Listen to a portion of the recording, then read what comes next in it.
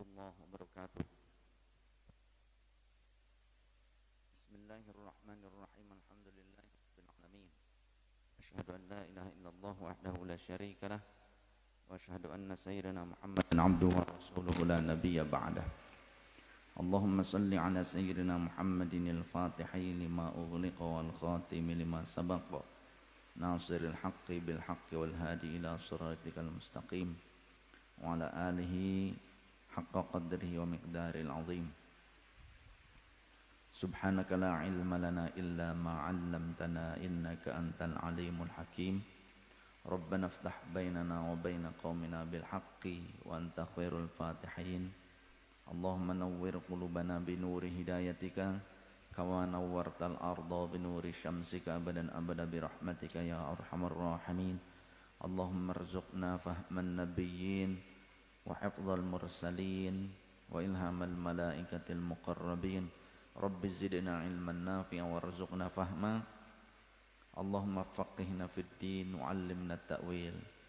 Allahumma rabbi shrah lana sudurana wa yassir lana umurana wahlul 'uqdatam min alsinatina yafqahu aqwalana waj'alna waziran min ahlina wa atba'ina wa sultanina wa awliyaika wa ulamaika arhamar rahimin walhamdulillahi rabbil alamin. Al-Fatihah ila hadratil habib sayyidina Muhammadin sallallahu alaihi wasallam wa ala alihi wa ashabihi wa azwajihi wa dzurriyyatihi wa li baitil kiram. Thumma ila arwah jamil anbiya wal mursalin wa khadam syara'ihim wa ila arwah jami' ummatil mu'minin wa ahli baitir rasul wa li itratir rasul li dzurriyyatir rasul wa li khulafa'ir rasyidin wa li arwah jami' a'immatil arba'atil mujtahidin wa li arwahi jami' ummatil mu'minin wa li khulafa'ir rasyidin wa jami' a'immatil mujtahidin wa li jami' masyayikhina min ahli silsilat tariqatin naqsyabandiyyatil aliyah khususan limam tariqah Ghathil Khaliq wa Syekh Baudin Naqsyabandi Muhammadin al-Wasil Bukhari wa Syekh Abdul Khaliq Al-Qudwani wa Syekh Abdullah Faizal Yastani Sultan wa Syekh Muhammad Nazim al-Haqqani wal Qutbil Arif billah mun Syekh Syam Qabbani Ustaz wa Sadi wa Sadat wa Siddiqin wa li jami' muallifil kutubi khususan li hadrati Syekh Syihabuddin Abil Abbas Ahmad bin Muhammad bin Ali bin Hajar Al-Haytami wal Imam Zakaria Al-Ansari wal Syekh Zainuddin Al-Malyabari wal jami' masyayikhina masyayikh ajma'in usulihim wa furu'ihim wa dhabil huquq 'ala majma'in wa arwah abain wa ummatin wa ajdadin wa jaddatin wa ikhwanin wa akhwatin wa aqrab jami' ahlana wa la ruh jamil mu'minin wal mu'minat wal muslimin wal muslimat al hayy minhum wal amwat lana wa lahumul fatihah. A'udzu billahi minasy syaithanir rajim. Bismillahirrahmanirrahim. Alhamdulillahi rabbil alamin arrahmanir rahim maliki yaumiddin. Iyyaka na'budu wa iyyaka nasta'in ihdinas siratal mustaqim صراط الذين أنعمت عليهم غير المغضوب عليهم ولا الضالين آمين. Jamaah yang dirahmati Allah Subhanahu wa taala, sempat ada pertanyaan kepada saya, bagaimana hukum membangun masjid di tanah fasum atau tanah fasos? Dan bagaimana kedudukan tanahnya itu sendiri, apakah menjadi tanah wakaf atau tidak? Saya ambil dari beberapa kitab yang sudah saya kutip, sudah saya rangkum dari beberapa kitab, diantaranya dari kitab Al-Fatawa Al-Kubra Al-Fiqhiyah karya Al-Imam Syihabuddin Ahmad bin Muhammad bin Ali bin Hajar Al-Makki Al-Haytami yang dikenal dengan Imam Ibnu Hajar Al-Haytami, wafat tahun 974 Hijriah. Dalam Fatawa Al-Kubra Al-Fiqhiyah di sini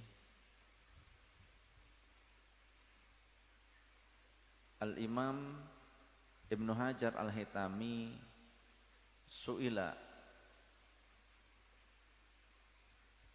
amman bana fi mawdi'in mamlukin bina'an lis-salati ghairiha thumma ja'alahu masjidan min ghairi waqfil ardi fahal yasiru bidzalika masjidan aw la. Beliau Imam Ibnu Hajar Al-Haytami ditanya tentang bangunan yang terdapat pada sebuah lokasi tanah atau area suatu lokasi tanah yang dimiliki oleh orang lain, masih dalam bentuk kepemilikan perorangan ataupun developer. Kalau bahasa kita di perumahan yang memilikinya adalah developer. Nah, kalau di kitabnya enggak disebutkan developer, enggak. Intinya mamlukun ya, fi maudhi'in mamlukin, suatu tempat yang masih ada pemiliknya, belum diwakafkan, artinya kepada masjid.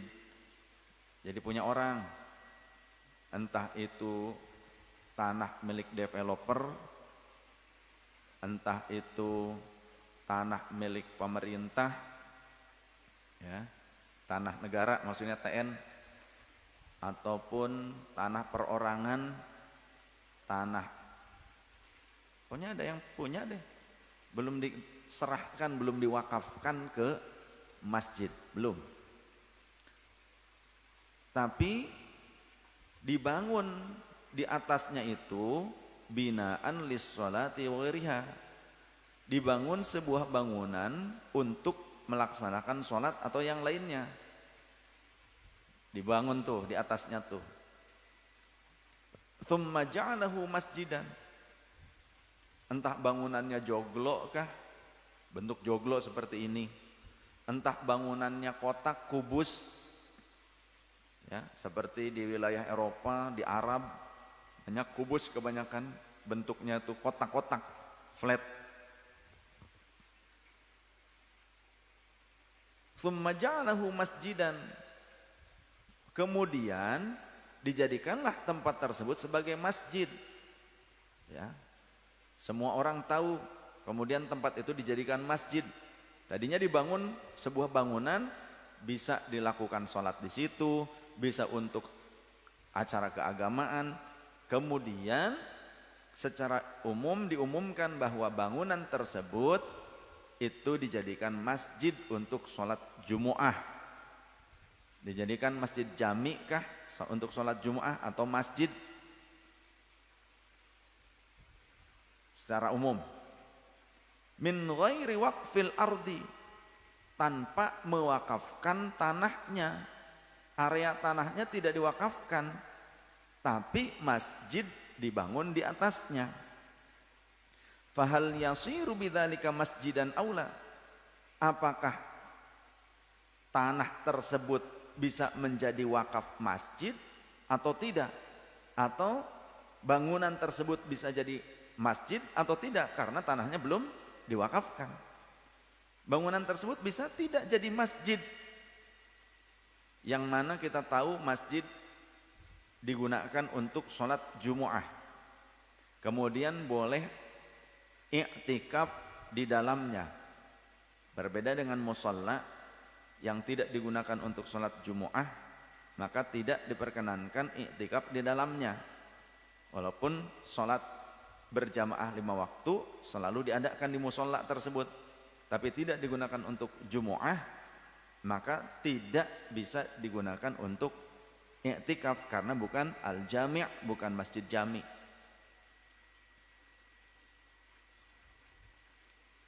Nah sekarang tanah milik perorangan tapi dibangun masjid, dibangun sebuah bangunan yang kemudian digunakan untuk masjid. Apakah bangunan tersebut menjadi masjid secara total yang bisa digunakan untuk sholat Jumu'ah dan juga i'tikaf? Sah tidak i'tikafnya gitu.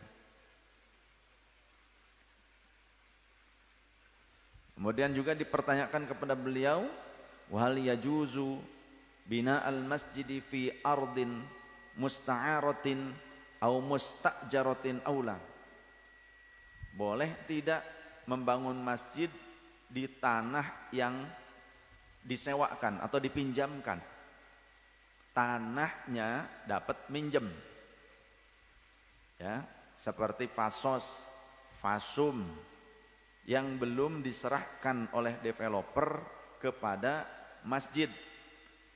Jadi masih milik developer. Fasos, fasum, haknya pengelolaannya itu milik developer. Tapi dipinjamkan ke masjid. Bikin masjid di tanah fasos, di tanah fasum. Atau bahkan mustajaratin atau mustajaratin. Apa itu? Tanah sewaan. Bahkan sewa sekalipun. Ya. Gimana bisa enggak bangunan tersebut menjadi masjid? Maka ada beberapa ikhtilaf, beberapa perbedaan pendapat di antara para ulama ahli fikih. Akan tetapi di sini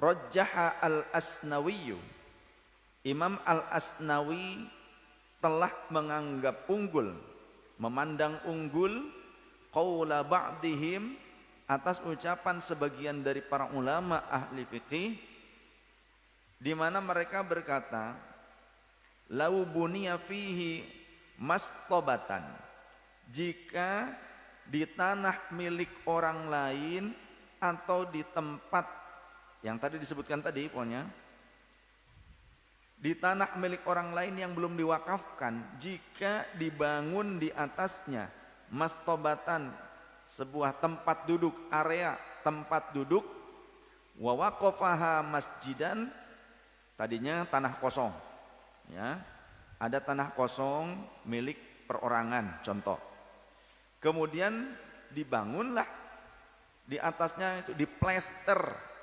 dibangun tempat duduk, diplester, ditinggikan beberapa jengkal, 1 jengkal, 2 jengkal kah, kemudian diplester,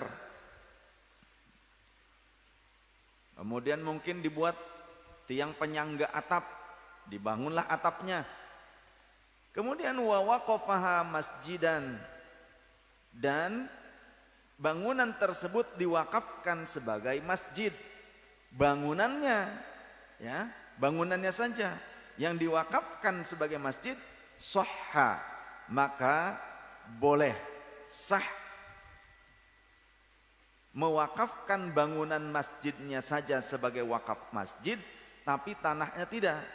Kama yasihhu ala sathihi wa judranihi, seperti halnya sah pula wakaf atas bagian loteng, wakaf bangunan yang dijadikan masjid diwakafkan jadi masjid yang ada di lantai atas, seperti yang kita ketahui di beberapa kota, di atas mal itu ada masjid besar, ya kan? Seperti di Jakarta, ada di atas mal masjid besar, biasa digunakan untuk sholat berjamaah, kemudian juga untuk sholat Jumu'ah, besar masjidnya, di lantai paling atas, di area paling dhuwur, ya, paling luhur, paling atas, dibangun masjid gede, seperti di ITC, ya, kalau nggak salah di Roxy atau di mana tuh lupa lagi lah, Cempaka Putih, banyak pokoknya kalau di Jakarta. Masjidnya di atas sebagai wakaf masjid, bangunan masjidnya sebagai wakaf di situ. Wajudronihi, dan juga temboknya, ada pula yang mewakafkan bagian tembok masjid, tembok bangunan, ya, seperti halnya ketika di Korea. Ketika di Korea Selatan saya ke sana, masjid, tapi masjid itu seperti perkantoran, bentuknya bertingkat, ada 5 lantai. Ada 5 lantai, umumnya itu bertingkat-tingkat di sana. Area sholatnya, area masjidnya itu di lantai tertentu. Contoh area masjidnya, area lantai paling atas, contoh lantai 5 dan lantai 4, 2 lantai biasanya.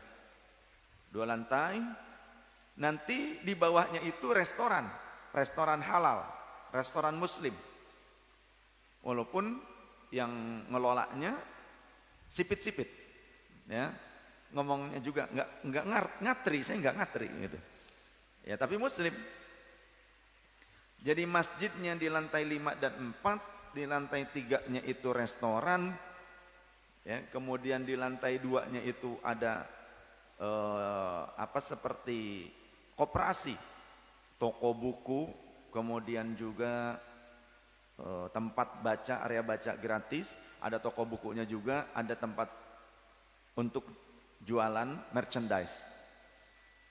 Nah, dibuat seperti itu. Nanti yang di paling bawah itu biasanya seperti resepsionis, ada resepsionisnya.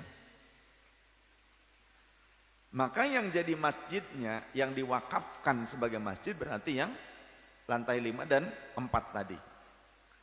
Nah, itu kan berarti ada sekat dinding. Maka dindingnya itu pun diwakafkan untuk masjid.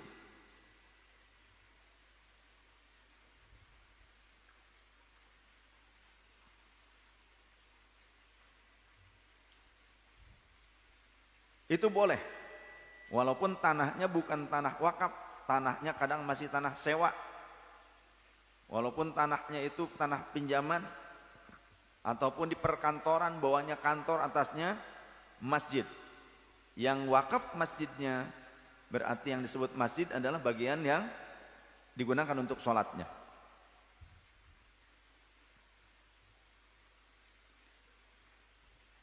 Begitu pula Imam Al-Asnawi mengokohkan, memandang kuat wa qauli Zarkashi, pendapat Imam Az-Zarkashi, fatwa Imam Az-Zarkashi,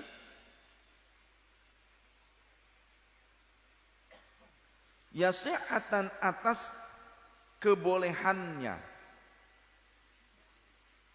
wa illam yubna mastabatan, wa illam yubna mastabatun mardudun, idzil masjidu huwa al-bina'ul ladzi fi tilkal ardi lal ardu. Bahkan walaupun tidak dibuat tempat-tempat duduk tadi, ya, walaupun tidak dibuat tempat-tempat duduk tadi sekalipun, pokoknya idzil masjidu huwa al-bina'ul ladzi fi tilkal ardi lal ardu. Pokoknya yang dimaksud dengan masjid itu adalah bangunan yang dibangun di atas tanah tersebut, yang digunakan untuk masjid, yang diikrarkan sebagai masjid, lal ardu, bukan bagian tanahnya.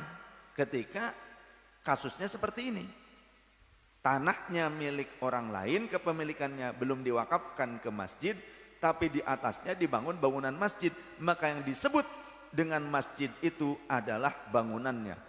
Walaupun bagian bawahnya tanah, tidak ada lantai yang dicor untuk orang-orang duduk bisa nyaman, tapi dibangunnya itu temboknya dan atapnya saja. Hanya dinding dan atap, tidak ada lantai, tidak ada plesteran. Contoh, seperti dulu Masjid Nabawi kan begitu. Masjid Nabawi zaman dulu, zaman Rasulullah tuh tanahnya, lantainya itu tanah, enggak dicor di keramik pakai marmer, enggak, zaman Rasulullah. Dan mungkin masih ada di beberapa wilayah termasuk di Afrika. Saya pernah melihat video masjid di Afrika itu dari kayu, dari kayu-kayu semuanya bangunannya, dan lantainya itu tanah. Jadi orang pada sholat di tanah, ya cemong biasa, apalagi kalau musim hujan. Maka di dalam sebuah hadits Rasul pernah diriwayatkan ketika bangkit dari sujud ada lumpur di wajahnya. Jadi pernah Rasulullah sujud, ternyata habis hujan itu tuh kena hujan, karena Masjid Nabawi separuh bagian depan sampai ke tengah tertutup pelepah-pelepah kurma, separuhnya lagi dari tengah ke belakang itu melongpong, beratapkan langit. Jadi kalau nggak mau pakai bid'ah, yang bikin-bikin masjid ini sekarang, yang tapi yang DKM-nya suka bilang muludan bid'ah, sholawatan bid'ah, tahlilan bid'ah, suruh bikin masjidnya pakai pelepah kurma separuh-separuhnya, nggak pakai atap, melompong, musim hujan kayak begini, becek, banjir, kilelep seirungna.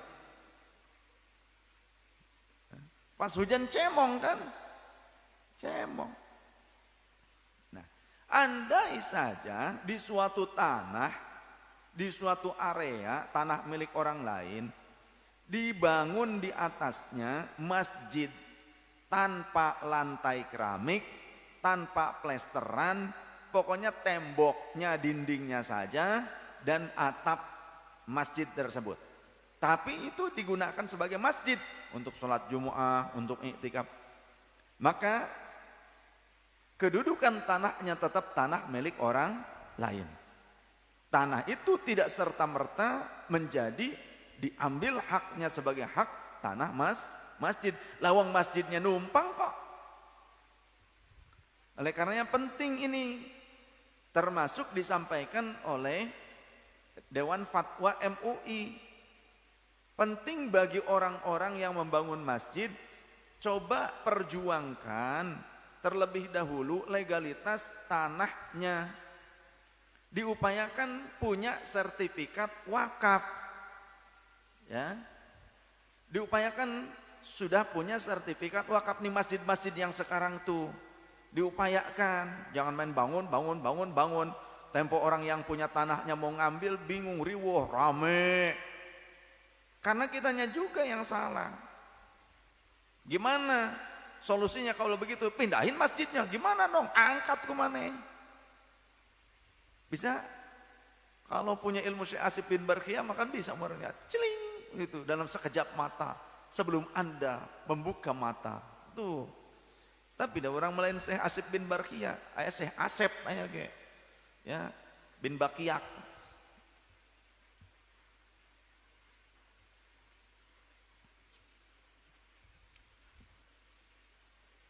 Berarti bangunannya boleh dipindah?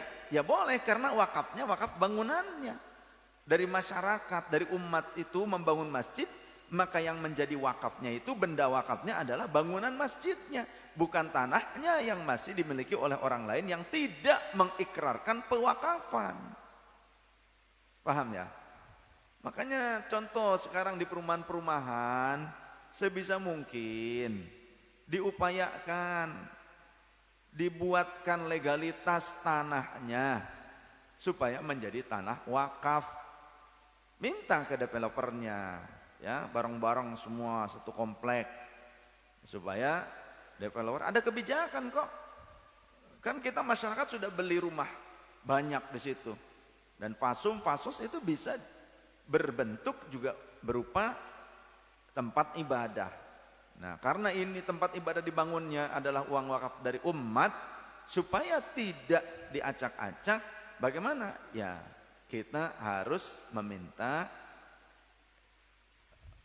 pewakafan, ya, ikrar mewakafkan dari developer tersebut.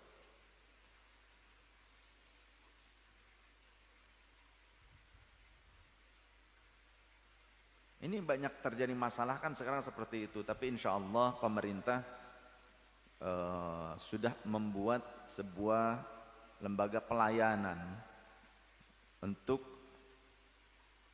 menyelesaikan permasalahan-permasalahan seperti ini. Datanglah ke Kementerian Agama setempat, bisa nanti dibantu ya. Nanti ada surat wakaf, penetapan wakaf dari pemerintah. Ada lembaga wakif gitu. Lembaga wakafnya ada. Di bawah Kementerian Agama kalau tidak salah di negara kita saat ini.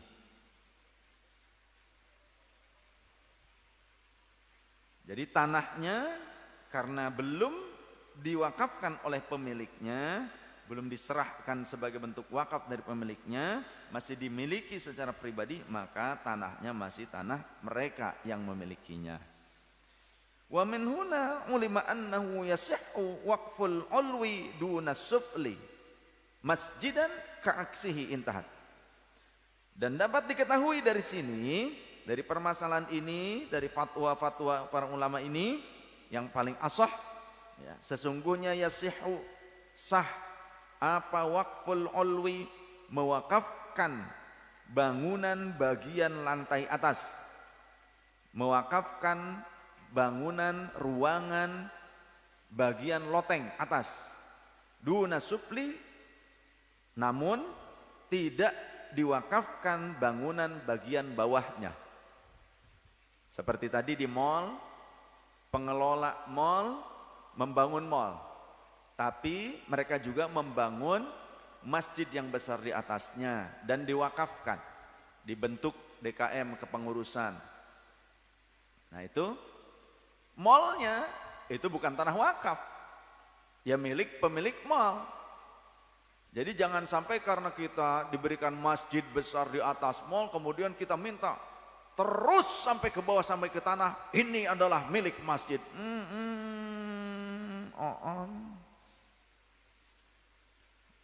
Jadi itu namanya tidak tahu terima kasih. Kalau mau ya kita bikin sendiri, beli tanah. Jangan kalah sama orang-orang non-muslim.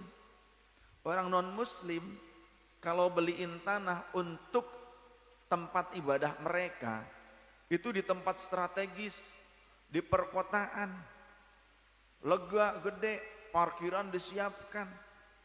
Berani mereka mengeluarkan uang gede-gedean.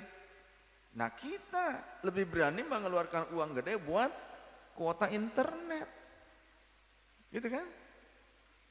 Coba buat majelis, yuk bareng-bareng nih buat majelis. Kita bebasin tanah, perluas. Majelisnya kan sudah ada nih, tinggal perluasan tanah. Itu untuk pesantrennya, untuk sekolah-sekolah ilmu haditsnya, untuk tempat parkiran, bikin di apa? Di bawah floor, di ground, ataupun seperti di Singapura, tempat parkirnya ke atas, di tingkat. Kan keren, majelis tengah kota. Orang-orang kota yang biasanya ghaflah, lupa diri, sibuknya dengan urusan duniawi, bisa terjaga akidahnya, akhlaknya, dengan keberadaan majelis yang ada di tengah-tengah kota. Kalau di kampung kebanyakan ya orangnya juga jam 8 malam udah pada tidur, bikin anak, beres. Ya, itu nanti ke sawah, di sawah juga tidur lagi, nanti di saung. Paling tidak ada kegiatan lain apa, nangkep geledek, ke sambar geledek maksudnya gitu. Itu kegiatan lainnya, ke sambar geledek ya, dipijetin sama petir.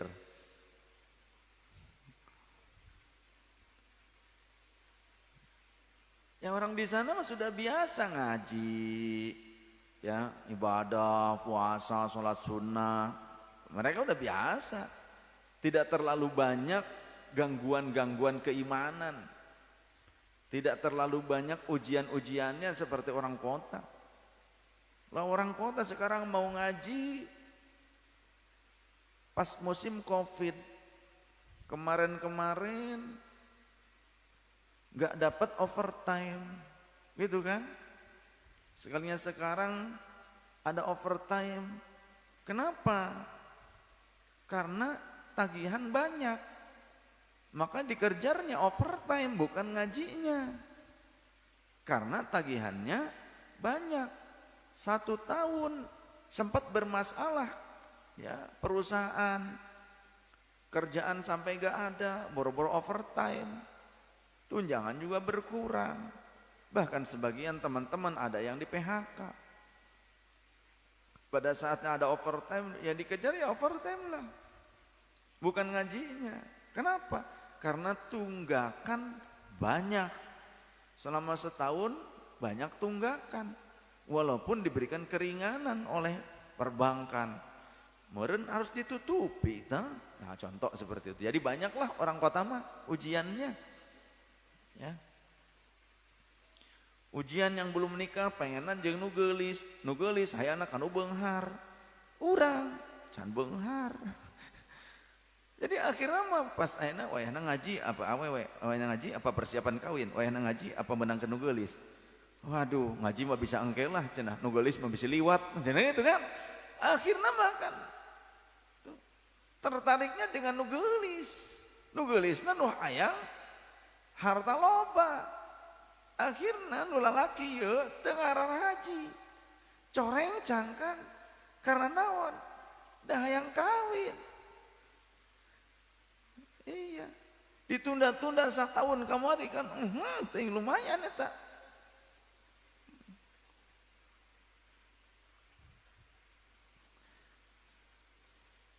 Jadi jangan sampai kita kalah dengan orang-orang di luar Islam yang mereka untuk tempat ibadah, untuk tempat pendidikan itu di tempat strategis, mereka berupaya bersama-sama. Ya kalau sendiri mah ya berat lah.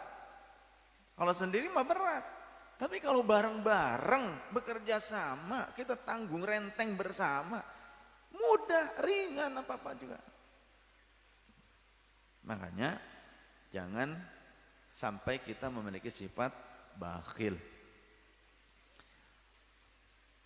Jadi tadi keterangan dari Al-Imam Ibnu Hajar Al-Haytami mengutip dari Imam Az-Zarkashi, juga mengutip dari Imam Al-Asnawi dan beberapa ulama yang lainnya, bahwa al-ashah yang paling sahih, walaupun memang ada beberapa pendapat ya, ada ikhtilaf, ada yang menyatakan tidak boleh menjadikan bangunan di atas tanah yang belum diwakafkan ke masjid, yang bangunan tersebut dijadikan masjid tidak boleh katanya. Ada ulama yang berkata demikian. Jadi masjid ya harus di tanah yang sudah diwakafkan. Memang lebih aman seperti itu secara hukum pertanahannya, tapi secara fikih tetap yang ashah, yang paling sahih, boleh mewakafkan bangunan bagian atas untuk masjid, tapi bangunan bawahnya atau tanahnya tidak diwakafkan atau belum berupa wakaf, tetap boleh bangunan atas tersebut dijadikan masjid. Artinya bisa digunakan untuk sholat Jumu'ah, untuk i'tikaf di atas, boleh, sah. Satu itu tadi. Kemudian kutipan yang lainnya.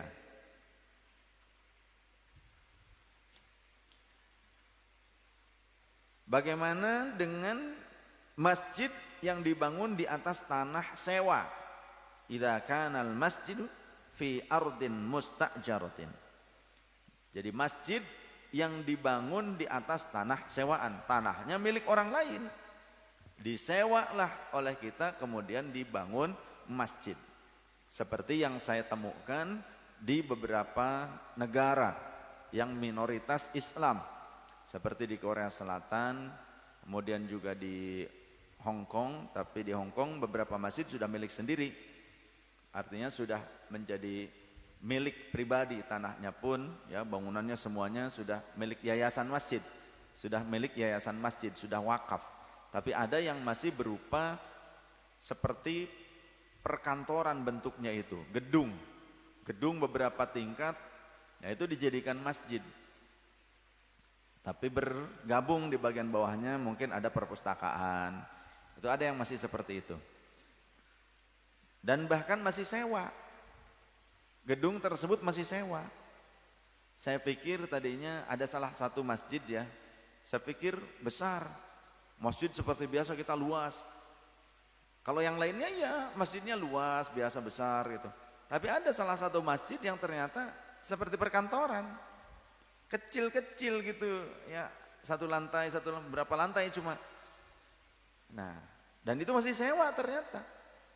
Masih sewa, mereka sedang mengumpulkan uang untuk membeli lokasi tersebut. Tapi itu sudah digunakan menjadi masjid saat ini. Masih sewa, belum dibeli. Sedang ngumpulin teman-teman kita dari Indonesia khususnya, sedang ngumpulin uang untuk membeli ya, gedung tersebut. Artinya kan masih disewa. Bagaimana hukumnya?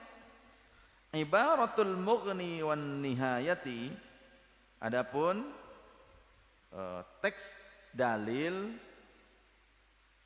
atau redaksional keterangan dari kitab Al-Mughni wan Nihayah dan juga kitab An-Nihayah, ada kalimat wala fima arduhu mustajaratun wa wuqifa bina'uhu masjidan alal qawli bisihhatil waqfi wa huwal asahhu.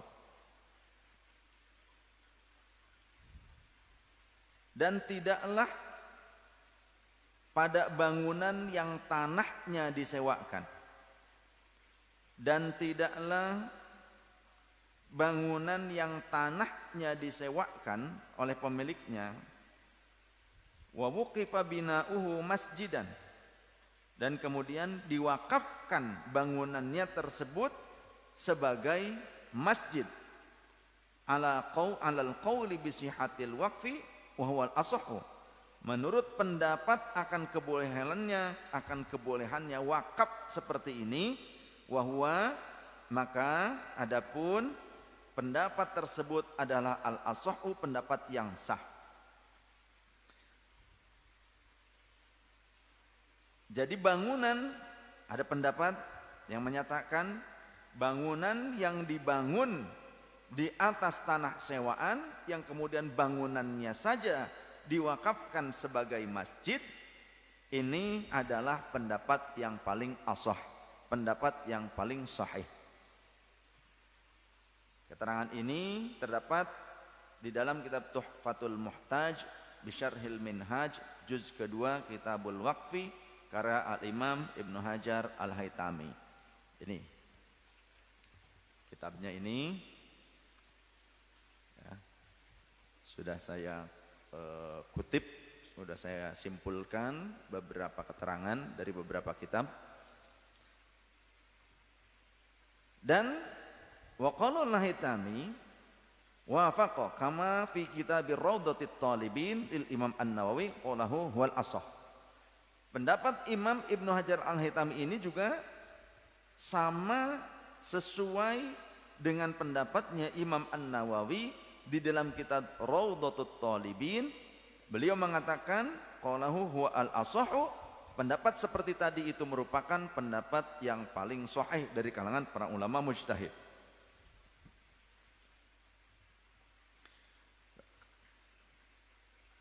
Kemudian memang ada beberapa ulama yang mengatakan kalau yang diwakafkan itu tujuannya untuk masjid, sedangkan tanahnya itu bukan tanah wakaf masjid, maka tidak diperbolehkan bangunan tersebut jadi masjid. Ada yang mengatakan demikian, dan berarti i'tikaf di dalamnya itu tidak sah i'tikafnya karena itu bukan masjid, karena tanahnya belum diwakafkan untuk masjid. Ada yang berpendapat demikian. Tapi boleh diwakafkan untuk selain masjid. Contoh, hanya untuk musola saja. Untuk musola, tempat sholat boleh. Ataupun untuk madrasah, wakafnya untuk madrasah boleh? Boleh. Itu menurut ulama yang mengatakan tanah yang belum diwakafkan untuk masjid, bangunan di atasnya tidak boleh dijadikan masjid, tapi boleh dijadikan wakaf sebagai wakaf untuk kemaslahatan umat, diambil manfaatnya seperti madrasah, pesantren, atau apapun yang bermanfaat untuk umat. Tapi untuk masjid tidak boleh karena tanahnya belum wakaf masjid.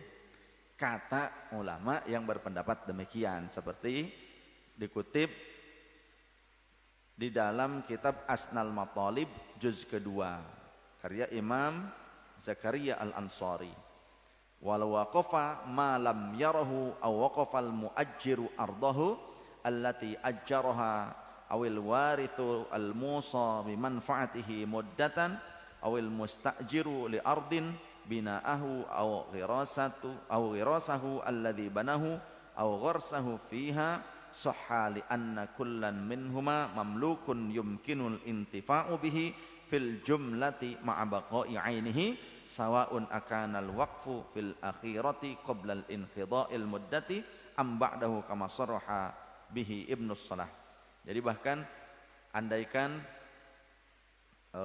orang yang mewakafkannya itu memberikan tenggang waktu, boleh dimanfaatkan dalam kurun waktu 1 tahunkah, 2 tahunkah, 5 tahunkah, katanya gitu.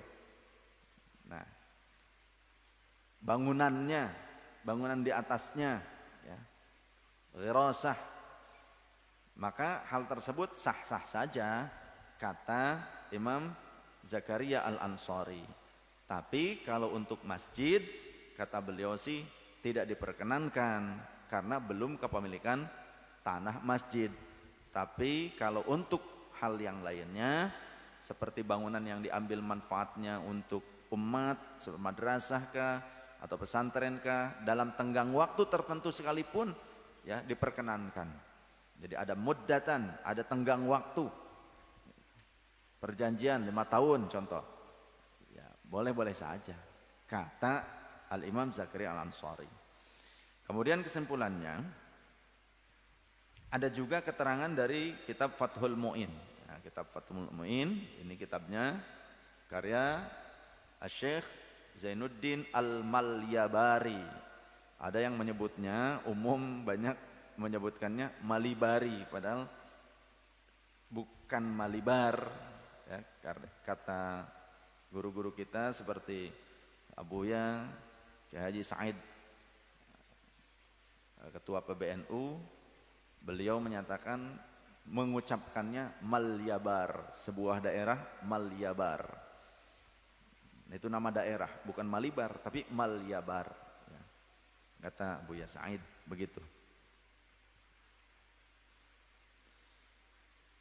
Di dalam kitab Fathul Mu'in karya Syekh Zainuddin Al-Malyabari diterangkan wa ulima mimma marra annal waqfa la yasihu illa bilafzin wa la ya'ti fihi khilaful mu'atati. Jadi wakaf itu tidak sah kalau tidak diikrarkan, tidak ada pengucapan atau pernyataan. Kalau orangnya bisu, pernyataannya bisa diwakili dengan tulisan yang disaksikan.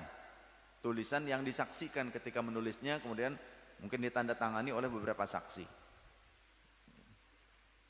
Kalau sekarang mah ke notaris lah gampangannya.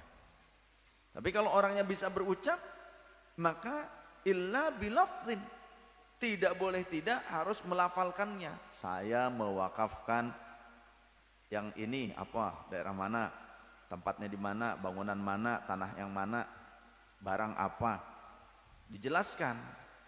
Ya, ketika ditunjukkan yang ini tuh yang mana, begitu. Falau bana binaan ala hayati masjidin wa adzina fi iqamati sholati fihi lam yakhruj bidzalika an milkihi. Jika dibangun di atas tanah, di atas sebuah tanah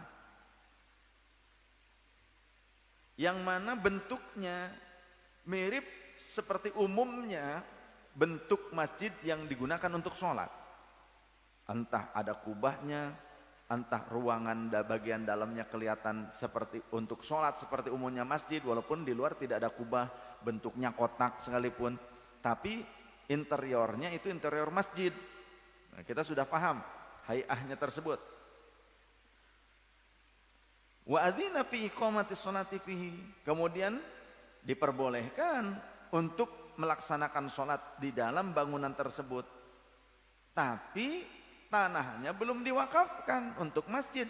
Maka bagaimana kedudukannya? Lam yakhruj bidzalika an milkihi, maka tanah tersebut tidak lepas dari kepemilikan si pemiliknya. Tidak serta-merta langsung otomatis jadi tanah wakaf, tidak. Kalau tanah itu belum diwakafkan oleh pemiliknya, walaupun di atasnya diperkenankan untuk membangun sebuah bangunan, bahkan digunakan untuk sholat di situ, jika belum diikrarkan oleh pemiliknya, maka tidak serta-merta otomatis tanah itu menjadi tanah wakaf, tidak. Faham? Ya?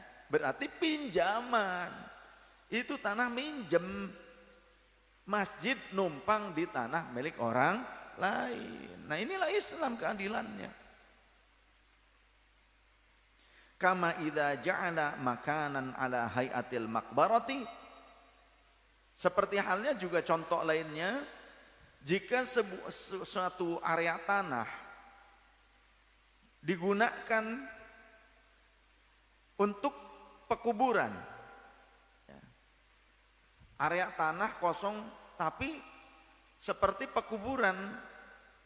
Wa adzina fid dafni, Dan diperbolehkan orang-orang untuk menguburkan, kalau contoh saat Covid seperti ini karena kekurangan area pekuburan umum TPU. Daripada itu mayat atau jenazah pating geletak pinggir jalan, ya sudahlah pakai saja dulu tanah saya.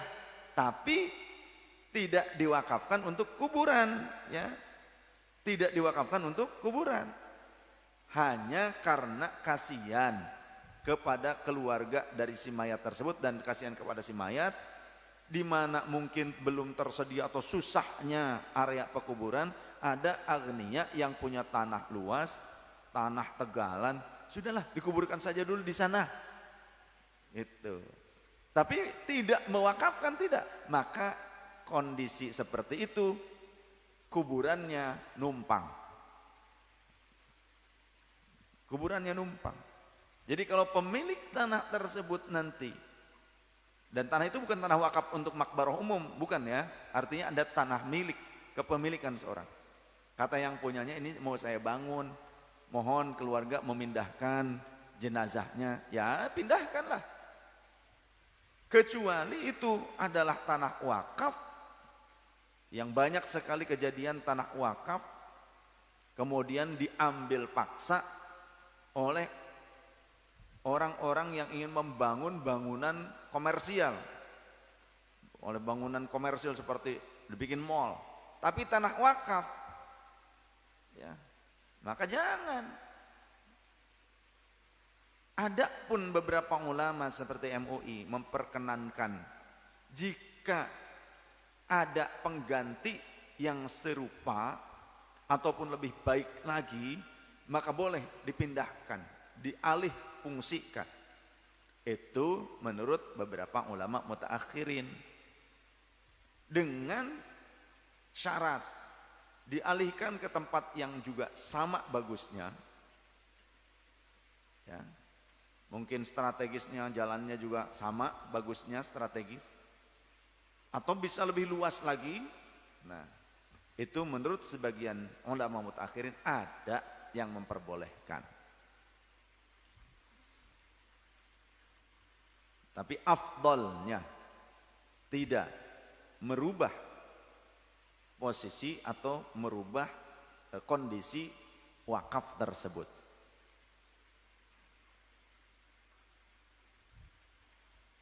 Bi khilafi ma law adina fil i'tikafi fihi ay fi ardihi fa innahu yasiru bidzalika masjidan. Berbeda kalau begini. Ada seseorang yang punya tanah. Kemudian kata yang punya tanah, nih kalau mau i'tikaf mah di tanah saya di sini, i'tikaf saja di sini. Dan bukan dalam konteks bercanda, bukan. Bukan dalam kondisi bercanda, tapi beneran. Nih kalau mau i'tikaf mah di sini aja udah. Jadi kok di tanah ini i'tikaf. Maka ketika dia tidak bercanda, dia benar-benar mengizinkan orang lain i'tikaf di tanahnya, maka tanah itu menjadi wakaf untuk masjid. Kalau ada ikrar seperti itu, ada orang ikrar, sini yang mau i'tikaf mah di sini saja, sudah i'tikafnya di tanah saya di sini. Tapi bukan bercanda, benar-benar mempersilahkan seperti itu, maka langsung pada saat itu berarti dia telah mengikrarkan bahwa tanah itu diwakafkan untuk masjid, walaupun belum ada bangunan masjid. Walaupun belum ada bangunan masjid, baru tanahnya doang. Sah i'tikaf di situ, sah. Sah i'tikaf di situ. Karena tanah itu tanah yang diwakafkan untuk masjid, walaupun belum ada bangunan masjidnya. Ini keterangan tersebut diterangkan oleh Syekh Zainuddin Al-Malyabari di dalam kitab Fathul Mu'in. Demikian kurang lebih, wallahu a'lam bissawab. Mudah-mudahan menjadi faham dan menjadi lebih hati-hati. Oleh karenanya ada sebagian ulama yang ihtiyat, hati-hati. Jika ada umat yang mau memberikan wakaf, sampai-sampai ulama tersebut minta dirubah akadnya, ikrarnya. Bukan wakaf tapi hibah. Karena tetap saja pahala tergantung peruntukannya, pemanfaatannya. Ketika dihibahkan untuk majelis, ya tetap saja pahalanya ngocor, jariyah. Ketika hibahnya untuk masjid, hibahnya untuk pesantren contoh, ya tetap saja ngocor pahalanya, tidak berkurang. Nah, itu sampai-sampai ulama yang ihtiyat seperti itu karena ketatnya bab wakaf.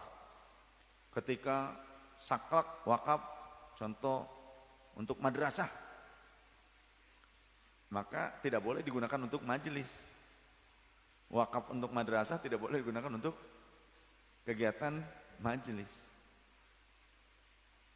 Kalau wakafnya seperti itu, saklek, ya.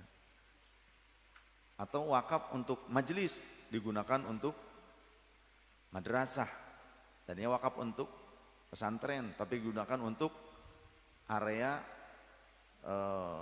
sekolah Islam, contoh area sekolah, maka tidak bisa. Jadi saklek memang kalau urusan wakaf itu ketat. Oleh karenanya baiknya kalau ke kita, ke Ahbabur Rasul, ya, seperti beberapa kiai, teman-teman kami juga seperti itu, ada yang mau wakaf ke beliau, sampai mohon kalau bisa akadnya jangan wakaf katanya. Apa tuh? Hibah saja untuk pesantren, hibah aja untuk yayasan. Nanti penggunaannya tergantung kebutuhan, ya. Akhirnya hibah. Nah, seperti itu. Itu mungkin lebih mudah untuk kita mengelolanya dengan sesuai kebutuhan. Tapi kalaupun ada yang kekeh tetap maunya wakaf, ya kita terima, enggak apa-apa. Ya, tapi alangkah lebih baik kalau diserahkannya akadnya sebagai bentuk hibah, sebagai bentuk hibah. Seperti halnya majelis, hibahnya untuk majelis tapi nanti digunakan untuk pesantren kan boleh gitu. Hibahnya untuk majelis tapi digunakannya nanti ada uang kita bangun pesantren, bikin pesantren asrama santri dan sekolahnya kan juga bisa seperti itu. Tetap penggunaannya untuk kemaslahatan umat. Demikian wallahu a'lam bishawab. Kita tutup dengan kafaratul majlis bersama-sama. Bismillahirrahmanirrahim. Subhanakallahumma wa bihamdika asyhadu an la ilaha illa anta astaghfiruka wa atubu ilaik. Bagi yang ada yang mau, yang benar-benar sungguh-sungguh sudah niat mau baiat, ada baiat Thariqah Naqsyabandi. Nanti kalau ada di dalam, entah ikhwan atau akhwat. Tapi yang benar-benar memang dari rumahnya sudah niat mau baiat, mau talqin Thariqah, mau mengamalkan dan bertekad akan mengamalkan, bukan mau cuma beat-beatan doang, ya. Kalau tidak ada ya tidak apa-apa, kalau ada ya silahkan merapat, monggo. Terima kasih, wallahul muwaffiq ila aqwamit thariq. Wassalamualaikum warahmatullahi wabarakatuh.